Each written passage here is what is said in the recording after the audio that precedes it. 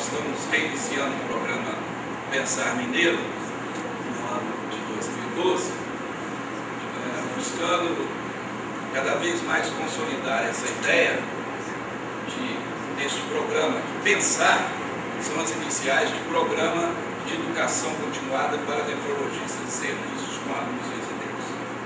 Isso começa a ganhar corpo, porque cada vez mais nefrologistas comparecem e já o HC coloca esta seção da Sociedade Mineira de Nefrologia como fazendo parte da residência. E eu gostaria de sugerir aos outros serviços que têm residência que também procurasse caminhar no mesmo sentido, de fazer dessa sessão uma aula da residência de nefrologia. Da mesma maneira que nós estamos no Nefrominas, que é um outro programa, tentando integrar todos os serviços para criar o pensamento mineiro, como o mineiro pensa a nefrologia, eu acho que o Pensar Mineiro é importante para isso. Tanto que esse nome, como eu já disse, já traz essa ideia. Não é? E a gente tem conseguido já patrocínio da indústria. Esse ano é a Abbott que patrocinou este evento. Então nós queremos que isso seja uma semente que continue, que frutifique, que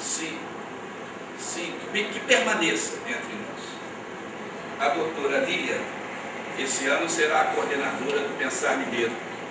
Ela é nefrologista, está no Hospital Evangélico, e doutora em nefrologia, recém-chegada de São Paulo, e tem dado uma qualidade muito grande à institucionalização e à programação do Pensar Mineiro.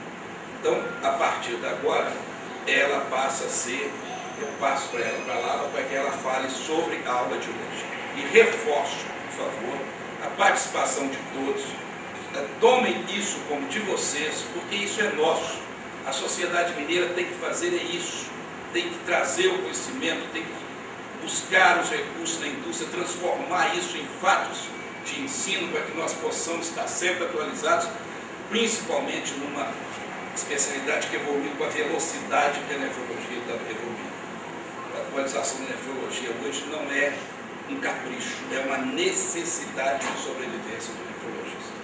Então, a todos vocês que compareceram, muito obrigado, sejam multiplicadores dessa ideia, convidem os companheiros, vamos mobilizar os serviços com alunos residentes. É fundamental que isso aconteça para que isso aqui ganhe corpo, ganhe pensamento, que haja mesmo um pensar mineiro da nefrologia. Ele existe, de fato, mas ele ainda não existe de direito. Nós queremos que ele exista de direito, que ele seja reconhecido, que ele tenha corpo e que ele seja visto no Brasil. Vamos passar isso pela mídia, né, de informática, e com isso nós conseguiremos atingir o maior número de colegas possíveis. Muito obrigado a todos e boa noite a todos. Eu sou a doutora Lilian Carmo, não sei se provavelmente a maioria não me conhece, mas eu sou mineira, fiz o FMG, voltei agora, sou nefrologista, e o doutor Ricardo me deu essa oportunidade que eu acho o evento, eu consegui ver as aulas todas pelos filmes do YouTube, achei um evento, quem me apresentou foi o doutor Sérgio, um evento muito importante e muito bom. E muito obrigado pela participação de todos, pela presença de todos. Então vamos começar hoje.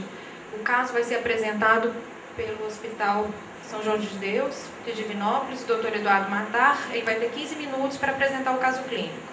Em seguida, a gente vai ter a apresentação do Fernando, ele vai debater o caso, discutir as possibilidades diagnósticas, e depois a gente vai ter uma apresentação do patologista, o Dr. Tiago, e em seguida volta o Dr. Eduardo para a gente fechar, concluir, e se vocês tiverem dúvidas, e depois a gente vai abrir um espaço para discussão de alguns aspectos peculiares do caso. Tá bom? Podemos começar? Boa noite, meu nome é Eduardo, sou nefrologista do Hospital São Jorge de Deus, de Divinópolis. E primeiramente é um prazer estar aqui com vocês, inaugurando o Pensar Mineiro de 2012. Nós todos, é um prazer para a nossa equipe toda do São João de Deus, estamos aqui presentes hoje o Dr. Sérgio, o Suelen, Vânia e o patologista que nos ajudou nesse caso, o Dr. Thiago também vai colaborar aqui na apresentação do caso. Então, gente, eu tenho 15 minutos para falar aqui inicialmente, eu acho que eu vou gastar menos que isso, que é uma introdução rápida sobre só a apresentação do caso e depois no final a gente fala um pouco mais sobre o diagnóstico, tá? Começando então, gente, é o nosso paciente, o IFS, né? Paciente masculino que hoje está com 40 anos, foi transplantado renal doador vivo com HLA idêntico e foi iniciado imunossupressão com tacrolimo, micfenolato de sódio e prednisona. Ele, na ocasião, não fez terapia de indução, tá? E estava usando profilaxia com sulfametoxazol de metroprim, conforme o protocolo do hospital. O histórico do paciente conta que ele tinha uma insuficiência renal crônica secundária a uma glomerulonefrite rapidamente progressiva. Aquele tipo de paciente que a gente já conhece, que chega já sem função renal, já sem o que poder ser feito, né? A gente até tentou fazer a biópsia, que veio com pequena amostra, mas que já mostrava uma esclerose global de 7 em 8 glomérulos e uma fibrose intersticial severa. Foi investigado com sorologia, mas FAN e ANCA foram negativos e o complemento era normal. Antes de começar a hemodiálise, esse paciente era usuário de cocaína, tá? E fez 2 anos de hemodiálise antes de ser submetido ao transplante.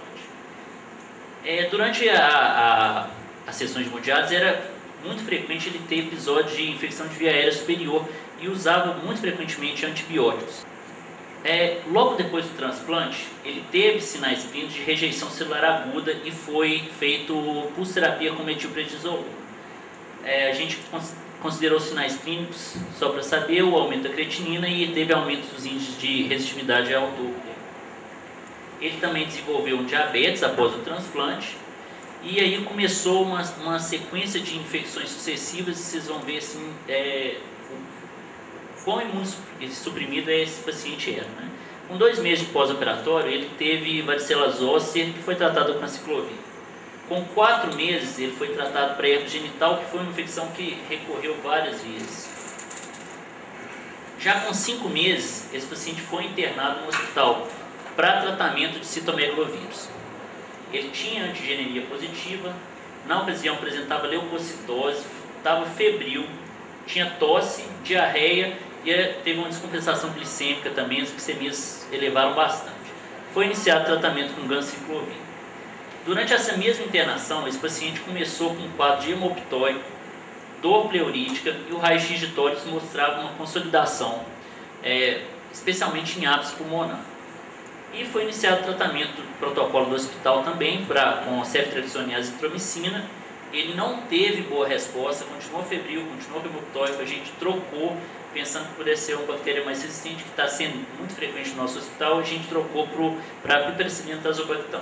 Como a lesão era em ápice, e a gente entrou no diagnóstico diferencial a possibilidade de tuberculose. A gente colheu exames de escarro, com pesquisa de VAR e culturas. Tá? Nessa ocasião também a gente já foi feita a tomografia, que mostrou uma lesão sólida no ápice do pulmão direito, paramediastinal, que posteriormente evoluiu para uma lesão necrotizante. Essa é a imagem da primeira tomografia dele. Que aqui bem ápice do pulmão, aqui já começa a ter uma lesão e depois vocês vão ver quanto essa lesão desenvolveu. Esse aqui é um quadro, a mesma tabela de exames que eu mandei para o Fernando Lucas, é um apanhado de exames, uma amostra que a gente achou de exames que eram mais relevantes, tá? Então, só para a gente mostrar aqui, o nível de tacrolimus dele nunca foi um nível assim muito alto, tá? A creatinina dele na internação já estava em 3,8 e oscilou em torno de 3, 2,5, tá? Durante todo o tempo.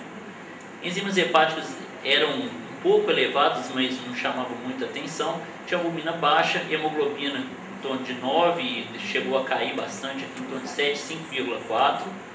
Plaquetas dele sempre plaquetas em níveis normais e leucocitose que sempre era expressiva e importante, né? 39.000, 25.900, 16.000, chegou até 15.000 e depois voltou a subir, tá? 18.400.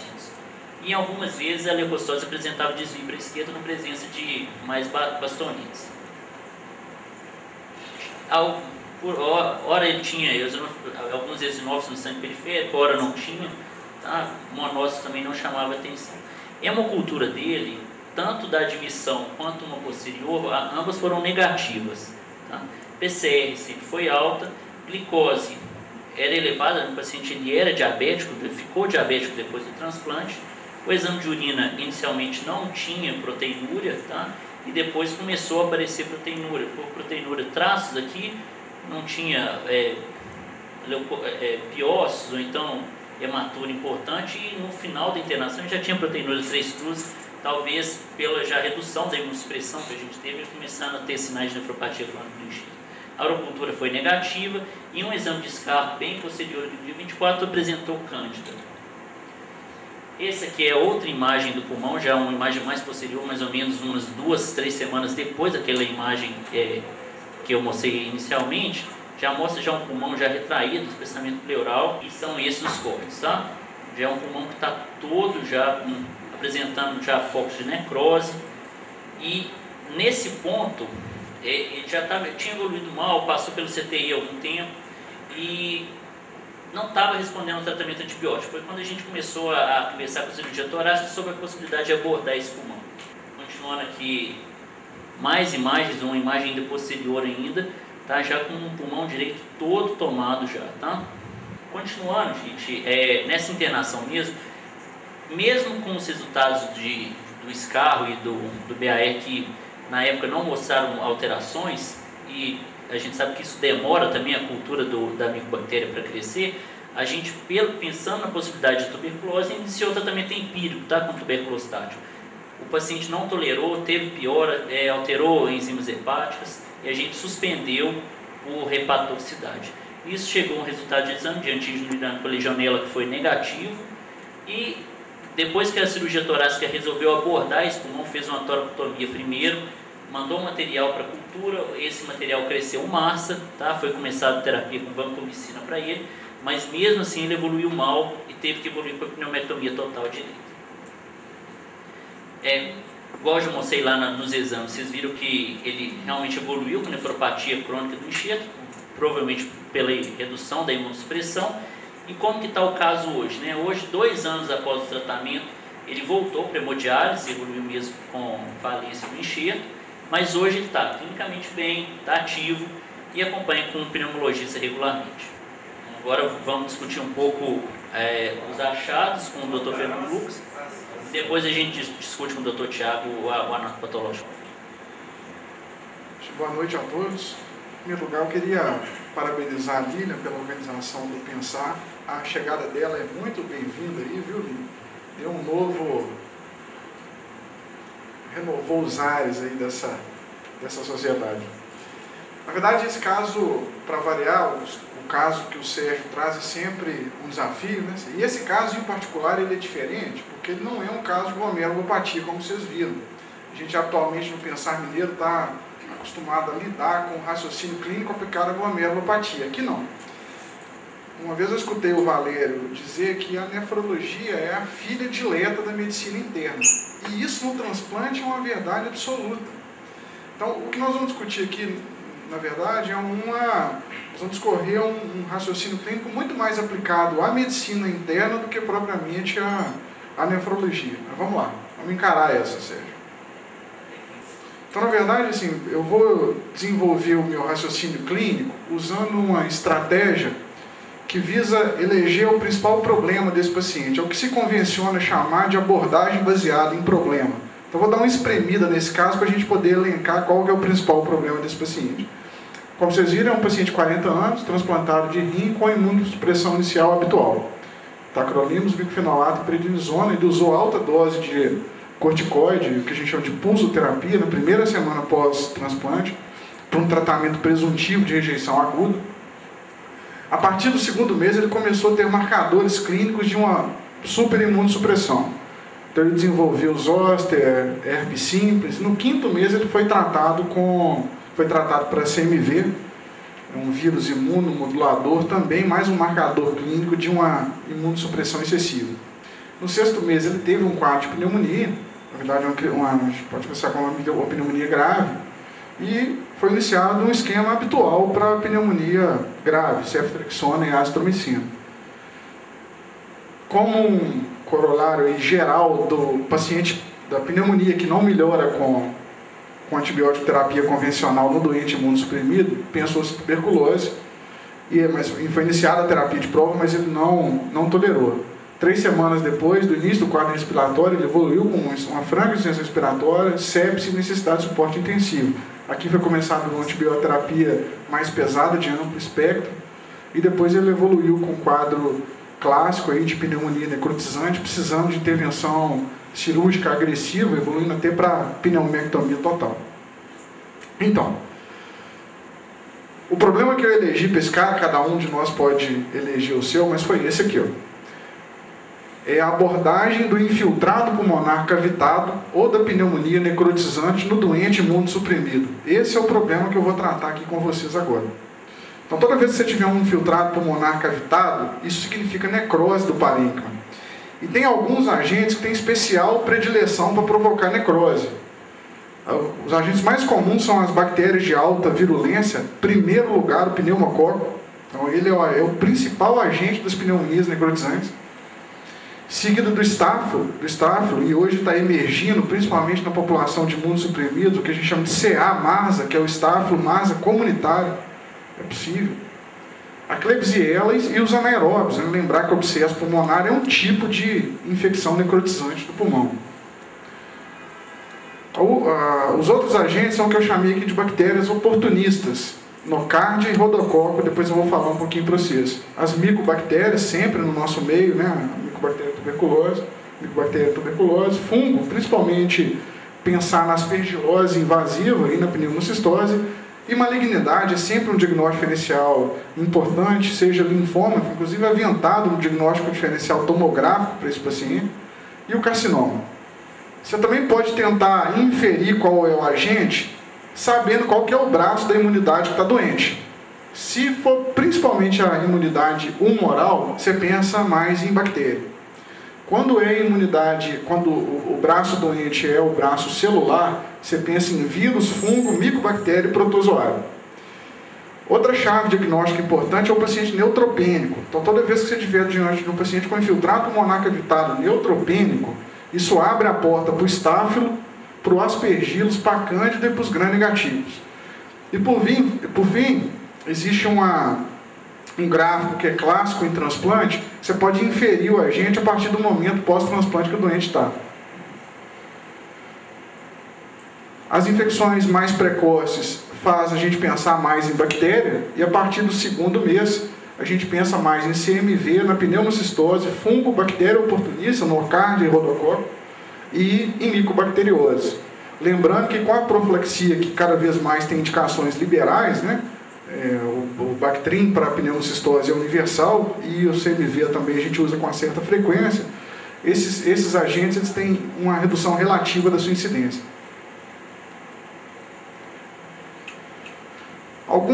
Tem algumas outras mensagens importantes na abordagem do infiltrado pulmonar cavitado, que é o seguinte: o escarro é um exame de baixo rendimento. Embora seja muito fácil, barato de ser realizado, o rendimento, a acurácia diagnóstica dele é baixa. Mas ele serve bem ainda para a micobactéria, né? O teste de álcool ácido resistência, né? O BAR. Para a pneumocistose, também tem uma acurácia relativamente boa. E para a legionela. O problema do escarro é que existe uma grande quantidade de falso positivo, de contaminação, então o escarro é um problema. E esse doente é um doente muito grave, que geralmente evolui com insuficiência respiratória, mortalidade altíssima, então você precisa ser agressivo na sua propedêutica. O escarro não é bom, então você tem que buscar um espécime clínico que seja mais preditor do agente que está provocando a infecção.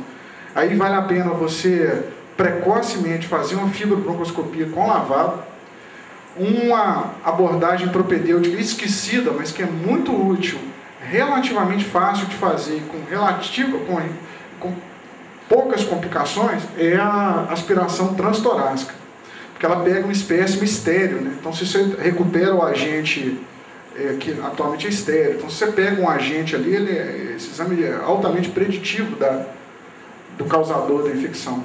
Por fim, a biópsia pulmonar transbrônquica ou a céu aberto, que seria uma última linha aí propedêutica. Mas essa é uma mensagem extremamente importante. Diante de um doente imunossuprimido com infiltrado pulmonar cavitado, seja agressivo na sua propedêutica. Outra chave importante é o doente que usa corticoide em alta dose. Como eu disse anteriormente, você sempre pensa em fungo, sobretudo na aspergilose invasiva, em nocardia e em pneumocistose. Isso aqui é mais ou menos que eu chamei aqui de kit pneumonia grave. Lá no hospital nós temos o kit diarreia para o paciente, que é muito comum no pós-transplante. Isso aqui seria mais ou menos o correlato para o pulmão, para as pneumonias graves, né? Então o que você deve pedir diante de um doente com pneumonia grave ou com infiltrado pulmonar cavitado? Então primeiro, no BAL, preferencialmente no BAL ou no escarro, você vai pesquisar fungo, coloração de prata, BAR e GRAM. Você sempre vai pedir cultura para micobactéria, fungo e para as bactérias convencionais. É possível você usar teste de amplificação nucleica de PCR para DNA ou RNA. A vantagem dele é que eles são mais rápidos que as culturas, né? Lembrar que a cultura para BK demora até 8 semanas. Aqui você pode, com uma leitura rápida, ter o diagnóstico. O problema é que ele é muito sensível, então aumenta a chance de falso positivo. Além do espécime pulmonar, você pode também buscar a infecção indiretamente através de outros sítios. Então você sempre deve pesquisar o antígeno do criptococo no sangue, fazer antigenemia para CMV, absolutamente obrigatório, né? Pesquisar o antígeno urinário da legionela, um exame fácil de fazer, com um elevado rendimento diagnóstico, a sensibilidade alta, então o valor preditivo negativo é extremamente elevado. Se o exame for negativo, você praticamente pode descartar a infecção por legionela. E por fim, as hemoculturas. Então esse aqui é o kit pneumonia grave. Lembrar que o raio-x dos pacientes, sobretudo os pacientes imunocomprometidos, é muito inespecífico, né? Exemplo, por exemplo, a tuberculose, até um terço dos pacientes tem manifestações atípicas, então a radiologia não é confiável, não é preditora de nenhum agente específico, daí a dificuldade desse caso, né? Baseado na manifestação clínica desse doente na radiologia, você não pode inferir que é nenhum dos agentes que depois eu vou falar com vocês que o Sérgio me levantou, porque é muito inespecífico. Toda vez que seu doente tiver um CMV, ou concomitante, ou pouco antes da infecção respiratória, lembrar que o CMV é um vírus imunomodulador, então ele abre a porta para outros agentes, sobretudo para fungo e para vírus, para outros vírus. Então o CMV, ele é um simulador, então se a gente sempre pensa em CMV no transplante, ele abre a porta para outros agentes, é super importante. Esse paciente teve, né, antes da manifestação respiratória, ele teve um quadro de citomegalovirose. Então, assim, qual seria uma abordagem empírica, né, prática, para um doente que te aparece com uma pneumonia grave, ou um infiltrado pulmonar cavitário, ou pneumonia necrotizante? A proposta, isso aqui é uma simplificação grosseira, mas seria mais ou menos isso aqui. Você, diante de um doente desse, que por si só já é um doente muito grave, você tem que começar uma antibiótico terapia de amplo espectro. E a sugestão aqui é que você sempre combine a terapia com o Bactrim. Porque o Bactrim vai pegar dois agentes importantes. Ele pega a legionelose e pega a nocardia. Então, num contexto de tratamento empírico, que você não pode errar o tiro, você tem que cobrir esses agentes. E a dose, quem guia a dose do Bactrim é o trimetoprim. Então, é 15 mg por quilo de peso. Então, num contexto de tratamento empírico, contempla esses agentes com o Bactrim. Aí você faz o kit pneumonia grave, que é aquele que eu falei com vocês, que pode determinar ou não qual que é o agente. Se ele determinar qual que é o agente, está fácil seguir o tratamento específico. Se ele não determinar, e o doente não tiver resposta com seu tratamento inicial em 72, 96 horas, começa a pensar em fungo e em micobactéria. Aí você pode começar o tratamento empírico com voriconazol. Por que vórico? Porque a aspergilose é a droga de escolha para a aspergilose invasiva, é melhor do que a anfotericina e menos tóxica. E pode começar um esquema HIP empírico, como foi feito nesse caso, está absolutamente autorizado a fazer isso. Isso aqui é o kit pneumonia. Essas foram as hipóteses diagnósticas que o Sérgio nos mandou. Na verdade, você não pode descartar nenhuma delas, mas vamos tentar falar um pouquinho de cada uma. Primeiro, a candidíase pulmonar. Lembrar que a infecção invasiva por cândida, ela pode ser focal ou ela pode ser sistêmica, disseminada, né? A infecção invasiva focal mais comum não é no pulmão, é a endoftalmite, mas ela pode provocar pneumonia naturalmente. Quais são os grandes marcadores clínicos para você pensar em cândida invasiva? Tem que ter quebra de barreira. Então esse cara ou está com a barriga aberta, ou está usando catéter, ou está usando algum elemento protético, né? Ou ele tem neutropenia. Então a neutropenia é quem abre a porta geralmente para a cândida. A questão da cândida do descarro, pouco valor, né? Assim, sobretudo num paciente invadido, usando antibióterapia de amplo espectro, a recuperação de cândida do descarro praticamente não tem nenhum significado clínico. Você precisa recuperar a cândida num espécime que é habitualmente estéril. Isso pode ser feito através do aspirado pulmonar, por exemplo. O diagnóstico é feito através de um espécime adequado, através do exame direto ou da cultura. O risco maior da infecção é no primeiro mês e após período de imunossupressão intensa que esse paciente sofreu. O tratamento das formas invasivas ele pode ser feito, a droga de escolha é a anfotericina, num doente transplantado sempre a forma liposomal, ou então as ecnocandinas, né, o caspofungin, também seria uma boa opção para esse tipo de problema. Não acho que seja o diagnóstico não, mas não se pode descartar. Aspergilose pulmonar invasiva, sempre um bom diagnóstico diferencial para os infiltrados pulmonares cavitados, né? Ela é mais comum nos imunossuprimidos neutropênicos, então o grande contexto que ela acontece é nos pacientes de transplante de medula óssea.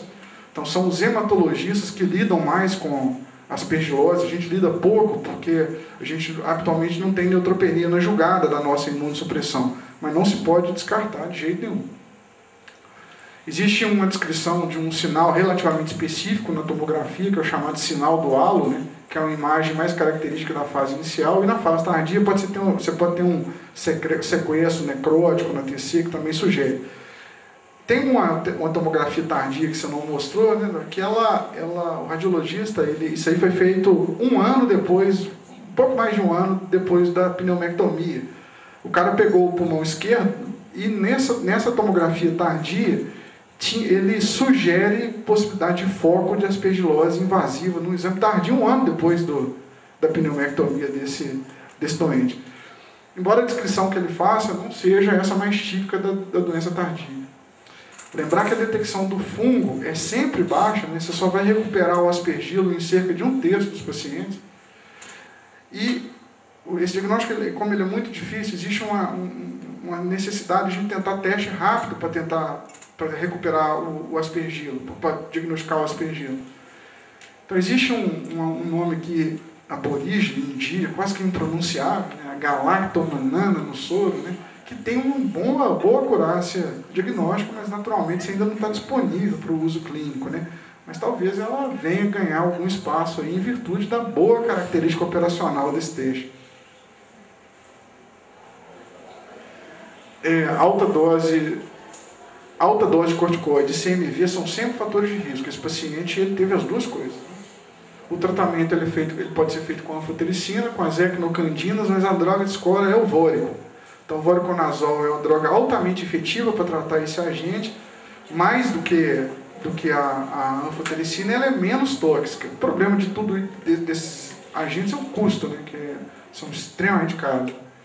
Então você precisa de estar relativamente embasado para começar um tratamento caro desse jeito. A mortalidade é alta, ela chega a 90% em algumas séries, mas isso é mais comum no transplante de medula óssea, paciente usando aquelas quimioterapias ablativas, né? E o mais importante na sobrevida do doente é o cara recuperar a medula, o neutrófilo subir. Esse indivíduo que recupera a medula é o elemento que tem mais, cuja sobrevida é melhor. Então, o principal diagnóstico diferencial para esse paciente não é candidíase invasiva e nem aspergilose, é tuberculose. Então, no nosso meio, principalmente quem lida com transplante, tem que pensar tuberculosamente, né? É a doença mais prevalente. Isso aqui é uma coisa que eu sempre gosto de falar, né? São alguns princípios de raciocínio clínico, né? Coisas comuns ocorrem comumente.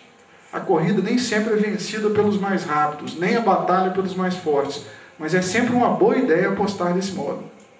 Quando ouvir o som de cascos, pense em cavalos, não em zebras, pelo menos no nosso meio, né?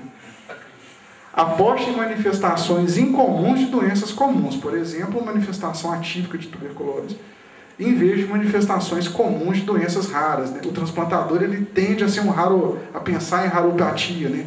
Que é um enviesamento do diagnóstico clínico incorreto, né? O que é comum mesmo, é nisso que a gente tem que pensar. Então, é um diagnóstico diferencial muito importante, mas me surpreenderia que se fosse, como é um caso do Sérgio, e o Sérgio é um cara que gosta de multiplicar as improbabilidades, né? A gente não pode se contentar com isso não, a gente vai estender um pouco mais a discussão. A maioria dos casos de TB ocorre no primeiro ano pós-transplante. No transplante ele pode ter manifestações atípicas, incluindo a pneumonia necrotizante. Formas extrapulmonares disseminadas não são raras, e a maioria é por reativação de doença, né? Primo infecção é rara. Isso aqui é um resumo da propedêutica laboratorial. Então você sempre vai pedir o BAR, cultura do escarro, no paciente imunocompetente. Assim, a OMS, na grande maioria dos pacientes, a OMS não recomenda você pedir cultura de cara no escarro. No transplante, não. Então você já faz BAR e já pede cultura desde o início. Se isso aqui for negativo, você pode induzir o escarro. O escarro induzido, ele tem um rendimento diagnóstico muito bom. Então a acurácia do escarro induzido ele é muito bom. A questão é saber induzir o escarro. Se não der certo, é fibro com bal. E eventualmente com a biópsia transbrônquica. Se tudo for negativo e o caso for suspeito, terapia de prova. Foi o que foi feito nesse caso. O que você tem a dizer sobre PPD? PPD não tem valor no paciente transplantado nenhum. Nem coloquei aqui. É para diagnóstico. Né? Pois bem, a radiologia. Tuberculose primária, geralmente acontece pequenos infiltrados homogêneos, adenomegalia paratraqueal e hilar e eventualmente atelectasias segmentares. Derrame pleural e cavitação pode acontecer, mas na reativação que é o mais comum. O clássico é a doença apical fibrocavitária, nódulo infiltrado pneumônico, né? Incluindo os infiltrados necrotizantes. A localização habitual da cavidade é no segmento apical ou posterior do lobo superior, ou no segmento superior do lobo inferior. Nesse caso, aquela primeira imagem que apareceu na tomografia é em segmento anterior do lobo superior, ou seja, não é a localização típica de tuberculose. Vamos falar um pouquinho de outro agente que habitualmente é esquecido, que é a nocárdia. Toda vez que você tiver actinomiceto aeróbio, isso significa nocárdia e rodococo, são germes que apresentam álcool-ácido resistência, ou seja, eles dão um BAR positivo no escarro, todos dois, fraco, mas dá. E eles podem produzir infiltrados cavitários. No nosso meio, são dois agentes que se impõem como diagnósticos diferenciais obrigatórios para tuberculose. Então, sempre pensar em nocárdia. Existem formas pulmonares e disseminadas. Geralmente a nocárdia provoca uma síndrome pulmão-cérebro. Então, geralmente ela dá uma doença pulmonar com abscesso cerebral. Então, toda vez que você estiver pensando em nocárdia, pede um terceiro do seu doente. Esse caso foi feito e não tinha, mas é obrigatório, mesmo se o paciente não tiver sintoma neurológico. Corticoterapia em alta dose é sempre um fator de risco importante. É uma doença oportunística, né? Que ocorre por causa de um defeito no braço celular da imunidade. E a radiologia é muito inespecífica e variada, podem acontecer nódulos únicos ou múltiplos, simulando linfoma, infiltrados, alveolares ou intersticiais, cavidade, né? Cavitação, imagem miliar e derrame pleural, ou seja, pode dar tudo. A apresentação clínica também ela é pleomórfica, né? Ela pode ser aguda, subaguda ou crônica. e sempre se impõe no diagnóstico diferencial das pneumonias bacterianas, de fungo, como eu falei, da tuberculose e do carcinoma linfoma de pulmão. O laboratório, o ideal é que você consiga um espécime confiável, né, por fibro e BAL, aspirado transbrônquico ou biópsia a céu aberto. E o padrão ouro é a cultura. Quais são os princípios de tratamento da nocardia? A droga de escolha é o Bactrim. Lembrar que essa droga ela é uma forte indutora de beta-lactamase. Então, se o paciente tiver intolerância a Bactrim, você nunca dá um beta-lactâmico isolado. Né? Você pode dar uma amoxicilina clavulanato, pode dar um carbapenêmico. A resposta sempre é lenta, é um tratamento de duração prolongada. E, eventualmente, você precisa de ressecção e drenagem cirúrgica, como foi o caso desse paciente. E o atraso no diagnóstico e a terapia efetiva, o atraso no diagnóstico e no tratamento compromete o prognóstico do doente. Por isso que eu falei com vocês que naquele contexto do tratamento empírico, entra o Bactrim na jogada, vai pegar nocardia.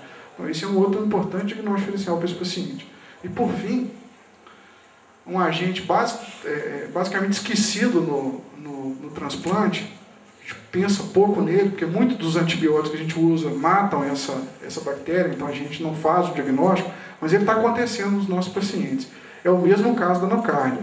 Toda vez que você tiver um actinomiceto aeróbico, ou seja, uma bactéria que tem álcool-ácido resistência fraco e provoca cavitação no pulmão, pensa também em rodococo. Da mesma maneira, você tem que pensar em nocardia. E entra no diagnóstico diferencial da tuberculose.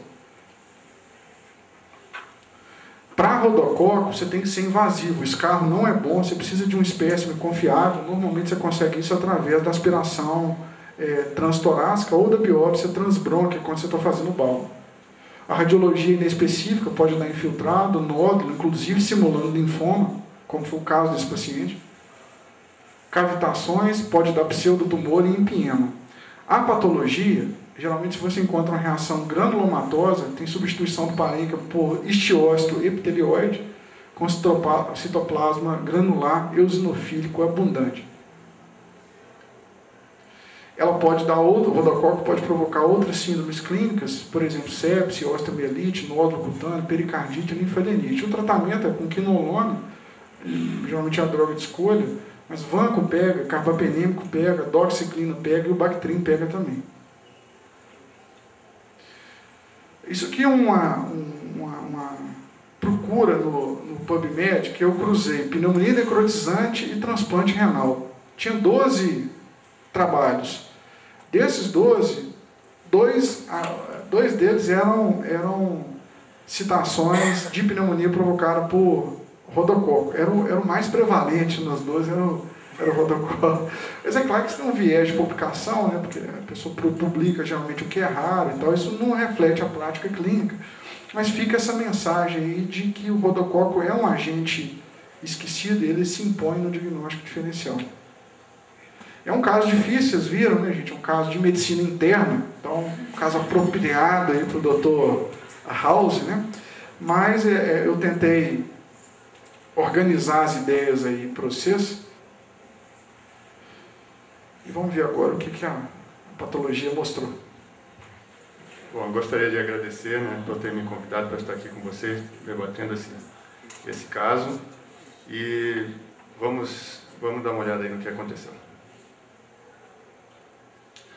Na verdade, o exame anatomopatológico, ele não é um exame, não é o melhor exame para dar diagnóstico de espécie de micróbios, né? É um exame que pode ajudar, pode cercar, né, e algumas vezes concluir algum tipo de infecção específica. O que aumenta muito o nosso poder diagnóstico no caso de infecção pulmonar é observar o pano de fundo morfológico em que essa infecção está ocorrendo e o pano de fundo clínico, né? Então a gente tem que observar esses dois tipos de situação. Por exemplo, essa é uma coloração de Ziehl-Nielsen, né, em que a gente observa o fundo azul e os bacilos álcool-ácido resistente corado em vermelho, né, obtida no pulmão. Alguém poderia dizer, não, provavelmente trata-se de um bacilo da tuberculose, mas poderia ser uma micobactéria atípica, por que não? Mas sob o pano de fundo macroscópico de ápices pulmonares destruídos, consolidados e com cavitação, já fica mais provável ser o bacilo da tuberculose. E se observar microscopicamente e você tiver a formação de granulomas bem formados, os tais tubérculos, confluentes e com necrose caseosa central, fica mais provável ainda ser tuberculose e não micobacteriose atípica. Então, o tipo de reação frente à presença do micróbio, né, o pano de fundo, para nós, e também o pano de fundo clínico é muito importante para estabelecer o diagnóstico, pelo menos, do gênero do micróbio. Isso é o granuloma tuberculoso visto de perto. Na verdade, ele é um granuloma composto por células epitelioides e células gigantes multinucleares e classicamente com necrose central. Próximo. Vamos inverter o pensamento. Se você estiver diante de uma situação de um pulmão com essas que a gente chama áreas de consolidação, né, que é o padrão clássico de diagnóstico de pneumonia, aqui essas consolidações isoladas, o que a gente chama isso de broncopneumonia, e quando as consolidações se unem e acometem um lobo inteiro, é a pneumonia lobar, né? Que esse processo, esse mesmo processo que aconteceu aqui, provavelmente estaria acontecendo aqui também com a união desses focos de consolidação. Então, observando isso e observando o pulmão, né? Pulmão aqui um pouco congesto, mas com o espaço alveolar ainda livre. Agora, o espaço alveolar preenchido basicamente por pus, né?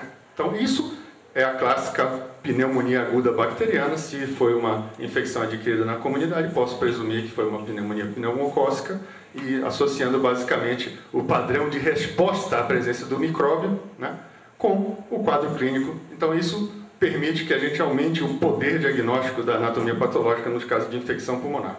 Na verdade, a maioria das infecções pulmonares graves são motivo de discussão em reuniões de necrópsia, né, infelizmente. Então, esse paciente tinha o pulmão direito muito danificado, né, muito danificado mesmo. A pleura espessada indica uma pleurite, né, superfície de corte apresentando aspecto vinhoso, muitas áreas de hemorragia, pontos enegrecidos, áreas de consolidação e nódulos esbranquiçados. Muito danificado. Essa é uma foto do caso já, né, onde você observa aqui o pulmão mais ou menos preservado, e aqui a pleura muito espessada, principalmente por fibrose e por deposição de fibrina na superfície dela. Isso é um quadro inespecífico visto em muitas infecções, não? Pleurite. Esses são os nódulos que a gente observou, né? Os nódulos necróticos. Então aqui tem o pulmão preservado na periferia, e aqui no nódulo necrótico perde-se completamente qualquer arquitetura pulmonar. Essa é uma área de necrose circundada por uma área de fibrose. Aqui seria a área de necrose, aqui a área de fibrose na vizinhança da área de necrose. Mesma coisa aqui, visto sob um outro ângulo, o pulmão normal aqui, e aqui uma perda total de arquitetura, indicando uma área de necrose. No meio dessas áreas de necrose, você tinha focos de supuração. Aqui a transição entre uma área de necrose e literalmente um exudato purulento. Próximo. Olhando mais de perto, é possível observar os piócitos, né? Os macrófagos fagocitando restos de neutrófilos. Aqui tem muitos neutrófilos íntegros e degenerados, e os restos de neutrófilos degenerados sendo fagocitados pelos piócitos. Então, uma pneumonia necrotizante supurativa. Bom, nós sempre, nesses casos, utilizamos vários tipos de colorações, né, para micróbios, e, curiosamente, naquelas áreas de supuração, meio que nadando no pus, estavam esses micro-organismos aqui que foram surpreendidos. Essa coloração de Grocott é uma coloração de prata, né? Normalmente a coloração baseada na impregnação pela prata cora fungos, né? Mas a morfologia desse micro-organismo era bem interessante, porque se trata de um organismo filamentoso, né? E que tende a se agrupar, né? Formar essas bolas aqui. Mais do mesmo, né? Mostrando aqui alguns organismos isolados e a tendência deles a se agrupar, né? Próximo. Olhando mais de perto, dá para ver que, na verdade, não são fungos, são bactérias filamentosas que têm essa ramificação em ângulo reto, né? A partir de um eixo central. Então, o diagnóstico foi esse, de um processo inflamatório necrotizante supurativo envolvendo extensária do parênquima pulmonar e a pleura. Aí tínhamos outras alterações morfológicas também como a telectasia, fibrose, hemorragia, e utilizando a coloração de Grocat, nós concluímos que se trata de nocardia, né? Nocardia SP, nesse caso. Pesquisa de fungos e ZIL, né? Utilizando ZIL, bacilo ácido resistente, foi negativa, apesar de que, numa biópsia anterior, esses organismos tinham corado fracamente para o ZIL-Nielsen. Esse é um caso extraído de um livro, né, um atlas de patologia pulmonar, né, em que mostra um caso de nocardiose, né, clássico, com uma consolidação total aqui do lobo superior, né, e aqui um nódulo necrótico cavitado com formação de um abscesso, né, aqui nesse lobo inferior, uma pneumonia bem grave mesmo. E finalizando, mostrar a foto clássica do livro, né, eles falam que esse aspecto do micróbio é um aspecto de letra chinesa, né, com essas ramificações retas a partir de um eixo central filamentoso. Então, a nossa conclusão é que se tratava de uma infecção por nocardia.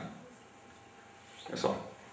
Então, assim, gente, feito o diagnóstico da nocardia, a gente iniciou o tratamento com Bactrim, tá? Ele usou durante muito tempo, usou Bactrim IV durante um tempo, conforme os protocolos mesmo. E depois que ele estava melhor, a gente converteu para uma terapia oral e ele usou por pelo menos um ano e pouco, 1 ano e 2 meses. A gente retirou e hoje o paciente está bem, ficou com a nefropatia crônica de enxerto, voltou para hemodiálise, mas é um paciente que está bem, está ativo, voltou às atividades dele normal. É um paciente bem importante lá para nós na hemodiálise. E agora, gente, para finalizar, eu vou só passar rapidamente aqui um resumo sobre a nocardia em si, tá?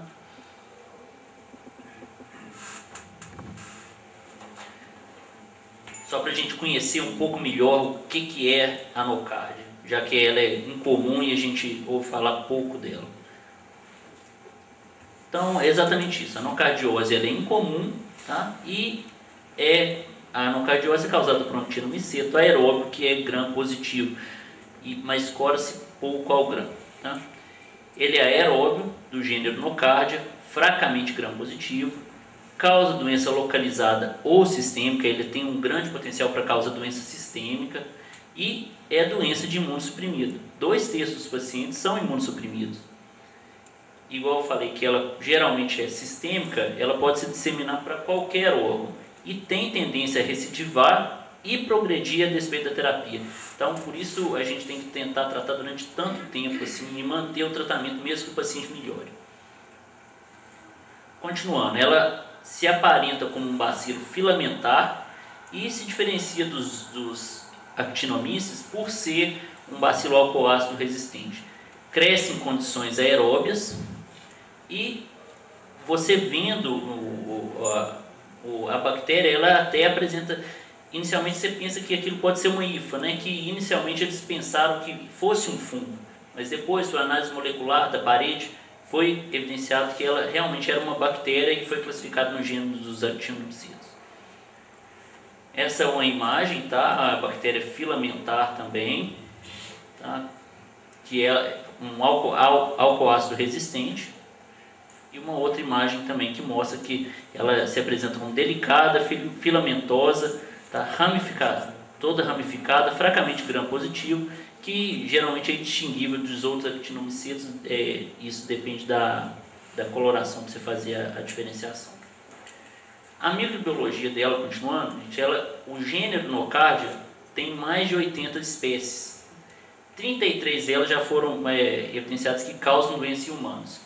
Hoje, inicialmente foi taxada a nocardia ceroides como a principal bactéria desse gênero, mas depois foram ver que a nocardia ceroides hoje é considerada um complexo de bactérias com vários outras nocardias. A nocardia ceroide, a ceroide sensu stricto, é ela realmente, tá? A nocardia farcínica, que de todas foi a mais virulenta, que causou as doenças mais graves. Nocardia nova, nocardia transvalensis complex, brasiliensis, aquelas dos nomes difíceis também, né? Otites escabiarum, transvalensis, e que tem características diversas. E eles colocam que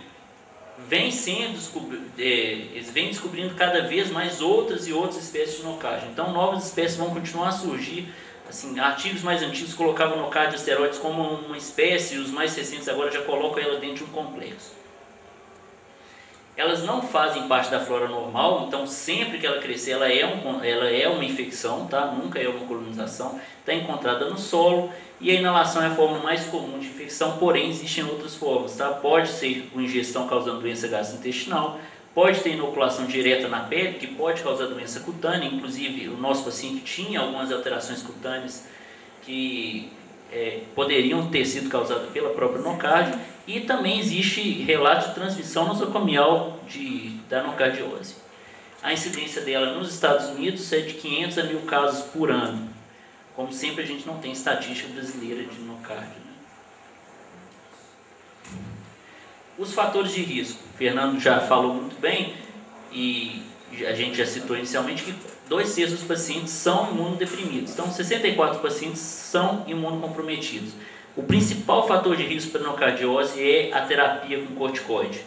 Pacientes também com malignidades, tá? 17% dos pacientes com nocardiose nesse trabalho tinham tumores sólidos ou hematológicos, e transplante de órgão sólido também é um fator de risco, que é o caso do nosso paciente.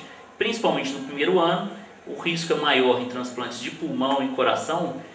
Nas pesquisas bibliográficas é muito comum você ver relatos de nocardiose em transplante de pulmão, e eles isolaram muito nocárdio novo e nocárdio facínica, um ou outro em 77% dos casos. Qual é o risco desse paciente, né? O uso de glicocorticoide tem um odds rate de 27, é o maior de todos.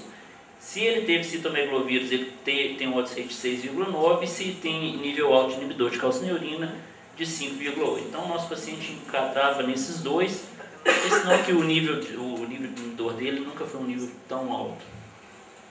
A infecção pelo HIV também é um fator de risco, mas não é das infecções oportunistas mais comuns, tá? Ela ocorre só de 0,2 a 2% dos pacientes. A gente deve pensar em HIV naqueles que estão muito debilitados. A média do CD4 dos pacientes com HIV que desenvolveram nocárdio estava em torno de 35. Outros fatores de risco menos importantes, mas também devem ser citados, são o diabetes, alcoolismo, doenças granulomatosas, se o paciente usa infliximab e o paciente com DPLC. Qual o sítio de infecção? Geralmente ela é sistêmica, tá, com mais de 2 sítios em 32% dos casos, e daqueles que têm infecção sistêmica, 44% tem infecção do sistema nervoso central. Como o Fernando falou, geralmente acomete muito pulmão e sistema nervoso central. Então, sempre que o paciente tiver suspeito, investigar o sistema nervoso central também. Pulmonar isolada, 39%, foi o caso do nosso paciente, a gente investigou ele com tomografia e não tinha achado nenhum.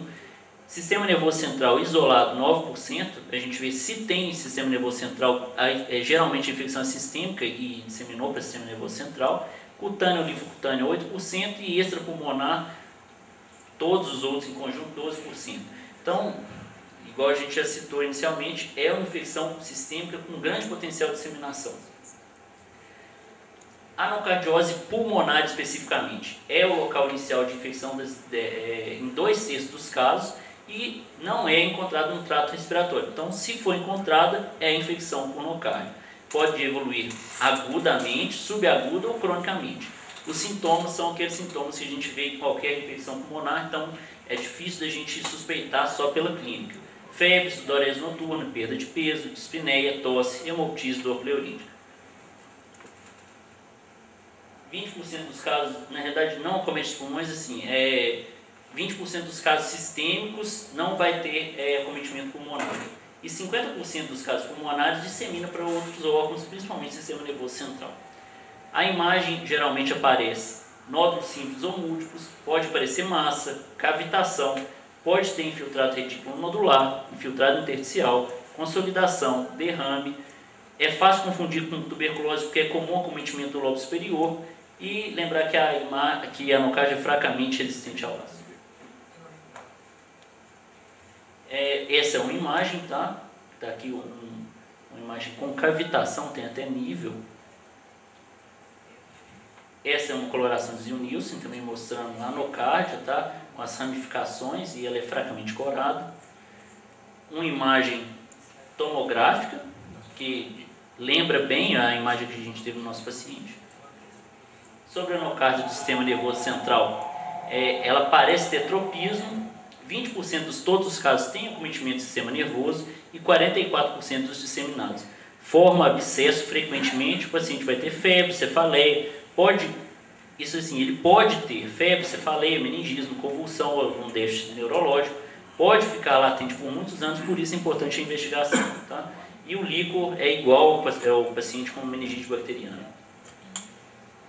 Pode ter infecção cutânea, ela pode ser primária, linfocutânea, com envolvimento cutâneo de doença disseminada e pode formar micetoma também. Essa é uma imagem de uma infecção cutânea por nocardia.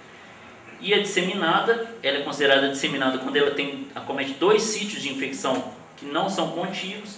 Pode ou não haver foco pulmonar, não é obrigatório ter foco pulmonar. E a disseminação hematogênica é comum, tá? É a principal forma de disseminação. Porém, o isolamento da hemocultura é incomum. Tá? As culturas devem ser incubadas por 4 semanas. Você deve informar o laboratório de microbiologia que você suspeita disso, para ele manter essa cultura, porque geralmente depois de 4, 5 dias despreza o mesmo material. O diagnóstico diferencial, como o Fernando falou, é com fungo, aspergillos, mucormicoses, criptococcus, micobactérias típicas, tuberculose e atípicas. Outras bactérias, Rhodococcus, Pseudomonas, Klebsiella e doenças não infecciosas, tipo CA de pulmão ou metástases. O diagnóstico é difícil, tá? Geralmente nos trabalhos demorou de 42 dias até 12 meses, tá? Diferente, demora bastante para você fazer o diagnóstico. E a maioria dos isolados vem de exames invasivos, como foi o nosso caso. E deve-se avisar o laboratório a suspeita de nocardia para ele manter essas culturas e fazer a pesquisa específica. Tá? Ao grande a gente vai ver a forma típica da nocardia. Lembrar que elas são álcool-ácido resistentes e eles recomendam fazer a coloração de quinium, que é um zilnilson modificado que vai corar especificamente a nocardia. Né? Como a gente já viu, o zilnilson ela é fracamente corada pelo zilnilson, então com o quinium a gente consegue vê-la melhor. É isso, gente. Obrigado. Eu só gostaria de agradecer a doutora Vânia Ferreira Cristina, que de fato a gente fez o transplante renal lá em Divinópolis e quem de fato trouxe o caso aqui para nós. E o objetivo, obviamente, era variar um pouco as glomeropatias que a gente sempre trouxe. Então, eu gostaria de agradecer a Vânia, que é quem chefia o serviço de transplante renal. Então, eu gostaria de agradecer a presença de todos e estarmos todos juntos aqui, se Deus quiser, embora eu não esteja fisicamente, mas eu estarei sem dúvida em pensamento, no dia 24, com o Milton, com o Gustavo, com o Luiz Moura, com a doutora Agnes, com o Vinícius, com a Lília e com todos nós, nefrologistas de Minas. Muito obrigado.